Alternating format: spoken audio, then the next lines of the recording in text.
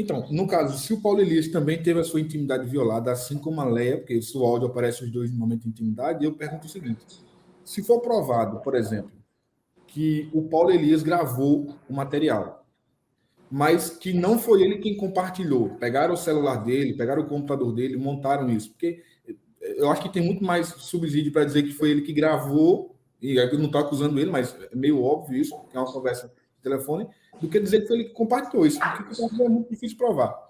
Mas se for provado que não foi ele quem compartilhou, ele perdeu o celular em algum lugar, e houve esse compartilhamento, Cássio, o fato dele ter gravado isso já enseja crime também? Então, a produção de conteúdo ali, sem a autorização de um outro, é muito mais difícil de conseguir uma comprovação, Isabel. E como não há, inicialmente, um menor de idade presente, uma pessoa incapaz, ela também, pelo áudio, apresenta ali uma espontaneidade que não pode ser inicialmente também caracterizada como estar no estado de fora de sua consciência, é muito difícil fazer uma composição para entender se isso é errado ou não. É muito mais difícil comprovar. Mas, levando em consideração a hipótese que você traz, suponhamos que o celular tenha sido perdido, tenha sido extraviado, tenha sido furtado.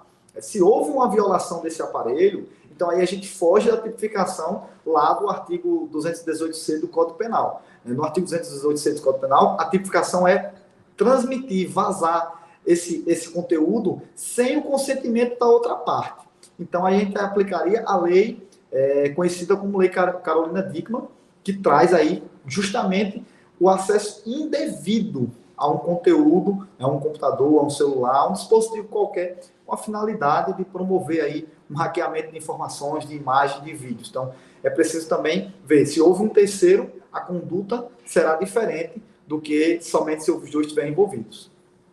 E aí, se for provado, por exemplo, que o próprio Paulo foi quem divulgou isso, como é que seria isso juridicamente, Cássio? Como é que funcionaria isso juridicamente? Então, inicialmente é necessário que as pessoas entendam que quando isso acontece, é importante de imediato registrar um boletim de ocorrência. Né?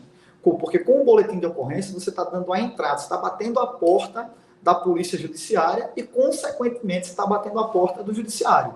Procurar um advogado de sua confiança, se a pessoa não dispõe de recursos para bancar um advogado, para custear um advogado particular, procurar a defensoria pública da sua cidade, do seu estado, para poder também tomar essas devidas providências. Isso é importante porque, a partir do boletim de ocorrência, a polícia judiciária vai abrir uma investigação e, a partir dessa investigação, concluído o inquérito e encontrados indícios de materialidade e também de autoria, poder encaminhar esse material para o Ministério Público e, se o Ministério Público não fizer, o autor entrar com uma queixa-crime aí para tentar fazer a responsabilização dos autores dessa conduta. Agora, é importante lembrar que a gente está falando aqui, e aí, Cássio, me corrija se eu estiver errado, não tem nada a ver com ser ou não a Léa Miranda no áudio, né? A gente está falando aqui de compartilhamento do conteúdo, não é isso?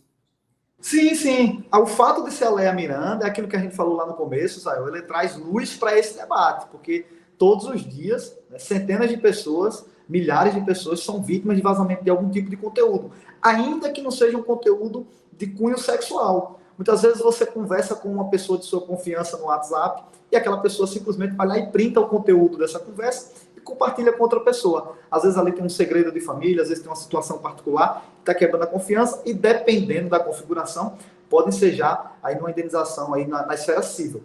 A depender da situação, pode se enquadrar na esfera penal também. Então, é independente de ser a Léa Miranda, essa situação, a gente precisa tomar para o exemplo, né, hipotético do caso. Então, isso pode acontecer com qualquer pessoa, independente de ser a Léa Miranda ou não.